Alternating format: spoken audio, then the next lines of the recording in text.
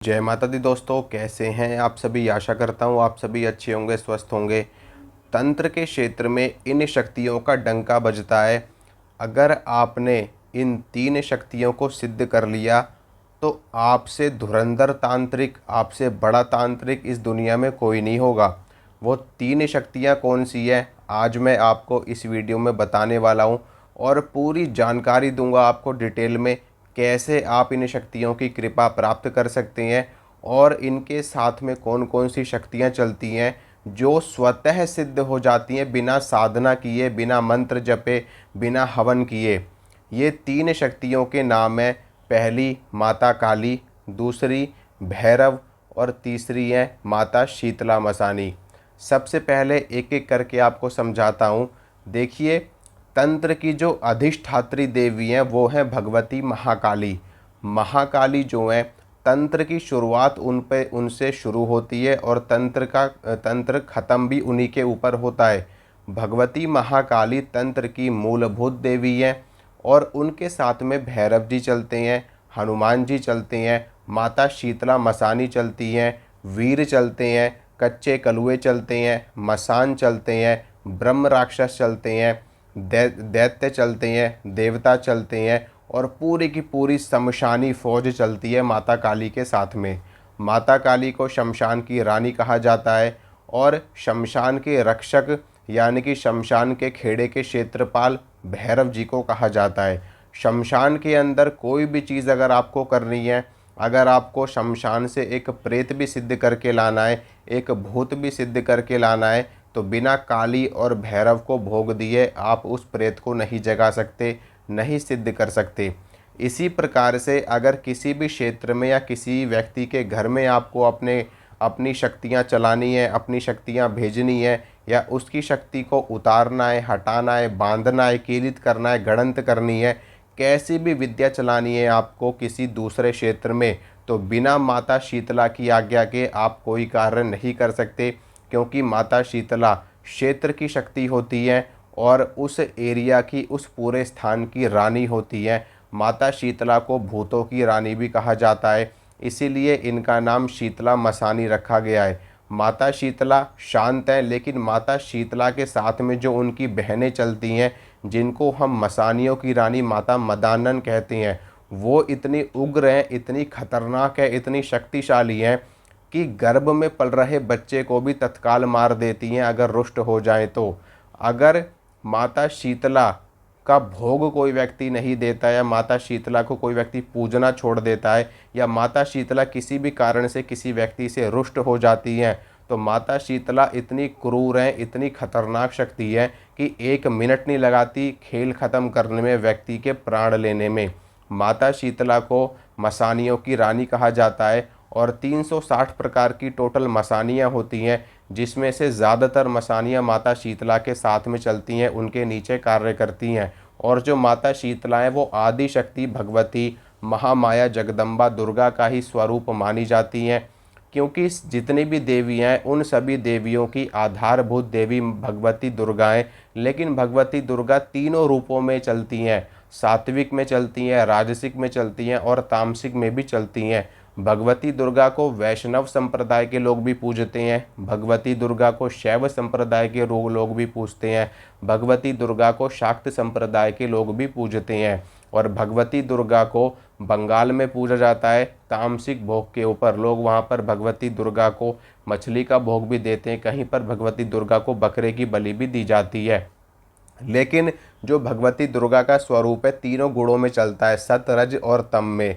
जब भगवान ब्रह्मा को मधु और कैटभ मारने के लिए मारने के लिए आगे बढ़े थे ब्रह्मा जी को, क्योंकि उनके कान के मैल से मधु और कैटभ की उत्पत्ति हुई थी, तो भगवान ब्रह्मा ने भगवती योग माया की स्तुति की थी और वहाँ पर भगवती महाकाली प्रकट हुई थी और माता महाकाली ने मधु और कैटभ का वध करके भगवान ब्रह्मा की रक्षा करी थी। इसीलिए उनको मधु कैटभ विनाशिनी कहा जाता है, चंड मुंड विनाशिनी कहा जाता है। भगवती महाकाली ने जब चंड मुंड का संहार किया था तब उनका नाम चामुंडा पड़ा।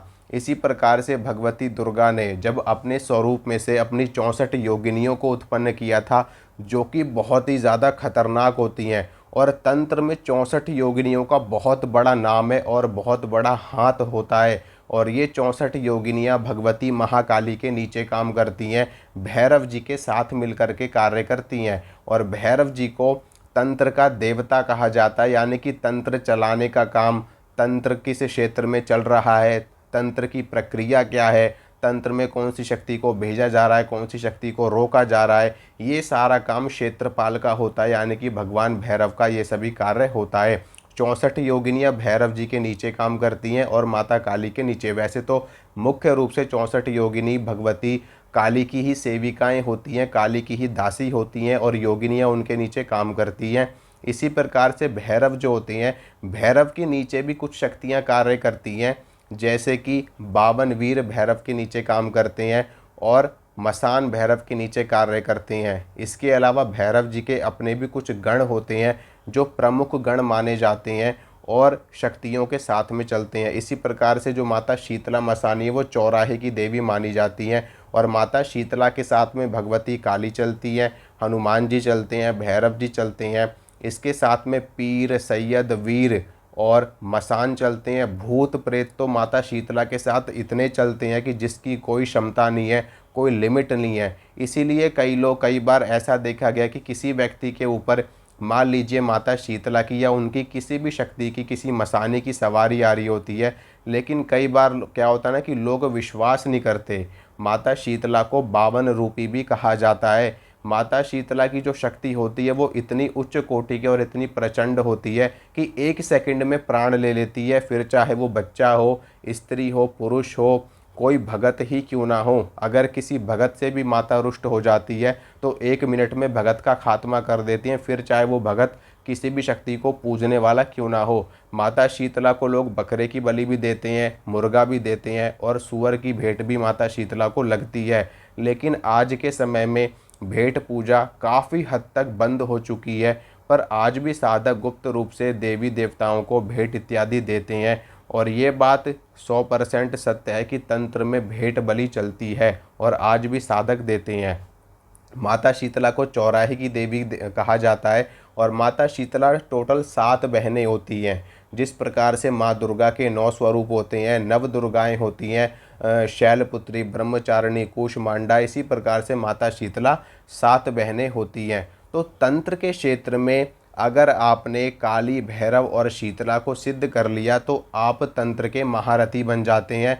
शक्ति को कैसे चलाना है, कैसे रोकना है, कैसे बांधना है, कैसे उतारना है, किसके घर में कितने प्रेत हैं और उन प्रेतों को कैसे बांध करके बाहर लेकर के आना है और कहाँ पर उनको भेजना है, कहाँ पर उनको स्थान देना है, ये सारा काम तंत्र में देवी की मसानियाँ और योगिनियाँ करती हैं। और भैरव जी इन भैरव जी इस काम के मतलब हम कहते हैं ना कि मैनेजर होते हैं। वो सारा हिसाब किताब अपने पास में रखते हैं, सारा बायोडाटा अपने पास में रखते हैं और वो बायोडाटा आगे माता काली को प्रदान करते हैं, माता शीतला को प्रदान करते हैं।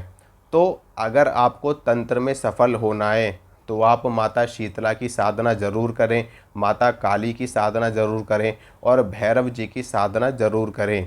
माता शीतला के साथ में मसान चलते हैं और ब्रह्म राक्षस भी चलते हैं माता शीतला के साथ में, क्योंकि क्षेत्र की देवी होती ना। अब उस क्षेत्र के अंदर चाहे कोई मसान पड़े, चाहे कोई ब्रह्म राक्षस पड़े, चाहे कोई ब्रह्मदेव पड़े, चाहे कोई पीर पड़े, वीर पड़े, फ़कीर पड़े, जो कुछ भी उस क्षेत्र में पड़ेगा वो सारी शक्तियाँ माता शीतला के नीचे काम करती हैं। इसी प्रकार से अगर आपको किसका फ़ोन आ रहा है ये,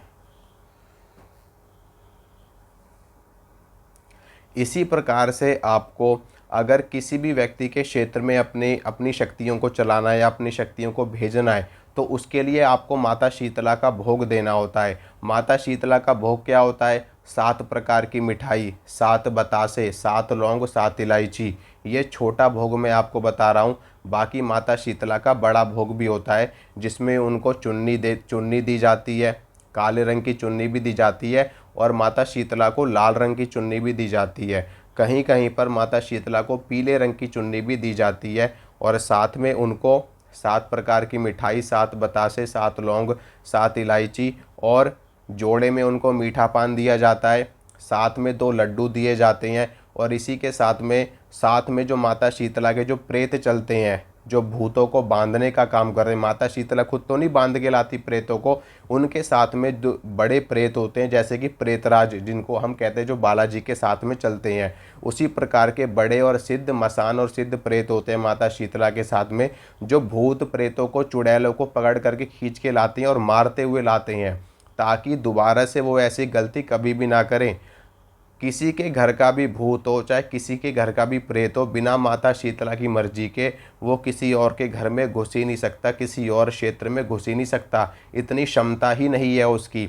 उसके लिए तांत्रिक को पूरा माया जाल बिछाना पड़ता है, पूरा इंद्रजाल चलाना पड़ता है, तब उसके बाद में शक्तियाँ एक जगह से दूसरी जगह जाती हैं। इसीलिए आपने देखा होगा कि जब कोई भी भगत गद्दी लगाता है या अपनी सेवा देता है, लोगों को जन कल्याण करता है, या भगत के ऊपर सवारी खिलवाता है, या भगत को गद्दी प्रदान करता है, तो ऐसे टाइम पर जब भगत के शीश पर सवारी बुलाई जाती है देवता की या माता शीतला की या किसी भी शक्ति की, तो उस वक्त में भगत क्षेत्रपाल को भोग देता है, माता शीतला को भोग देता है, अपने इष्ट को भोग देता है, और जो शक्ति उस शिष्य के ऊपर बुलाई जाती है उस शक्ति के नाम से भोग निकाला जाता है। तब जाकर के वो शक्ति उस व्यक्ति के शरीर पर खेलती है। यहाँ पर पितरों को और कुल देवी देवताओं को भी भोग दिया जाता है, क्योंकि जो पितर होते हैं उनके ज़रिए उनका वो वंश आया होता है, जिसके कारण अगर पितर अड़ जाते हैं तो उस चीज़ को नहीं आने देते, वो देवी देवताओं को भी रोक देते हैं एक बार को। इसी प्रकार से जो कुल देवी कुल देवता होते हैं, अगर उनको भी भोग ना दिया जाए तो वो भी शक्तियों को आने से रोक देते हैं। इसलिए सभी शक्तियों को भोग दे करके तब तंत्र चलाया जाता है। तंत्र ऐसी खतरनाक चीज़ है कि जो आगे से भी काटती है और पीछे से भी काटती है। अगर तंत्र में आपसे गलती हो गई, भूल चूक हो गई, तो तुरंत आपको उठा के पटक दिया जाता है, तुरंत आपको मार दिया जाता है। इसीलिए तंत्र में कभी भी बिना गुरु के आगे नहीं चलना चाहिए। ये 2 धारी तलवार की तरह होती है, जो अगर उल्टी चल गई तो 1 सेकंड में विनाश कर देती है साधक का, भगत का। इसीलिए तंत्र अगर आपको सीखना है तो योग्य गुरु के निर्देशन में रह करके सीखें, अच्छे से सीखें, और जब तक आप पूरी तरीके से परिपक्व ना हो जाएं तंत्र में, आगे बढ़ने की कोशिश ना करें और कोई भी साधना अपनी मर्जी से करने की कोशिश ना करें। खास करके जो उग्र साधनाएं होती हैं, काली, भैरव, शमशान काली, माता शीतला मसानी, माता शीतला की पूजा कर सकते हो आप आराम से बिना गुरु के। उनका चालीसा पढ़ सकते हो, उनका स्तोत्र पढ़ सकते हो, उनको 1 लोटा जल आप दे सकते हो। इसके अलावा आप शीतला सप्तमी का व्रत कर सकते हो। नवरात्र की जो सप्तमी आती है वो माता शीतला का दिन होता है, उस दिन आप उनको भोग प्रसाद दे करके प्रसन्न कर सकते हो, उनके नाम से व्रत आप कर सकते हो। इसके अलावा अगर आपको सिद्धि करनी है माता शीतला की, तो उसके माता शीतला का एक मंत्र होता है, ओम ह्रीम श्रीम शीतलाय नमः। इस मंत्र का जाप आप 1.25 लाख की संख्या में अगर अनुष्ठान की तरह करते हैं तो आपको माता शीतला की सिद्धि प्राप्त हो जाती है। इसके साथ में और शक्तियाँ भी चलती हैं, 64 योगिनी। जब आप माता काली की साधना करते हैं तो भगवती क्या करती हैं, अपनी कोई भी एक योगिनी आपको प्रदान कर देती है, और वो एक योगिनी सारे कार्य करने में सक्षम होती है। मारण हो, वशीकरण हो, स्तंभन हो, उच्चाटन हो, विद्वेषण हो, शांति कर्म हो। जो योगिनियाँ होती हैं, 64 योगिनियाँ 64 कलाओं को प्रदर्शित करती, यानी कि 64 प्रकार की विद्याओं में उनको महारत होती है, एक एक योगिनी को अलग अलग विद्या में। और हर योगिनी को अलग अलग सिद्ध नहीं करना पड़ता। सिर्फ अगर आपने एक योगिनी सिद्ध कर ली तो आपको सब सिद्ध हो जाती हैं अपने आप में, क्योंकि एक की सिद्धि कर लोगे तो एक के जरिए आपकी सबसे बातचीत हो जाएगी, सबको आप बुला सकते हो, सबसे अपना कार्य करवा सकते हो। इसीलिए तंत्र में कहा जाता है, एक साधे सब सधे, सब साधे सब जाय। यानी कि अगर आपने एक देवता अच्छी तरीके से सिद्ध कर लिया और एक देवता को आपने प्रत्यक्ष कर लिया, तो एक देवता के सहारे, यानी कि एक देवता का हाथ पकड़ करके आप सभी देवी देवताओं तक जा सकते हो। आप उनके जरिए उनको बुला सकते हो, उनके जरिए उनको बुला सकते हो, उनके जरिए आप उनको बुला सकते हो, और उनको भोग दे करके अपना कार्य करवा सकते हो। तो माता काली, भैरव जी और माता शीतला की पूजा करिए, ताकि आपके जीवन में कभी कोई संकट ना आए, कोई प्रेत बाधा ना आए, किसी प्रकार की दिक्कत ना आए। तो आशा करता हूँ दोस्तों जो जानकारी मैंने आपको दी आपको अच्छी लगी होगी, पसंद आई होगी। इसी तरह की जानकारी मैं आपको देता रहता हूँ। मिलूँगा आप सभी से अगली वीडियो में। तब तक आप माँ भगवती की पूजा करिए, उनकी आराधना करिए। जय माता रानी की।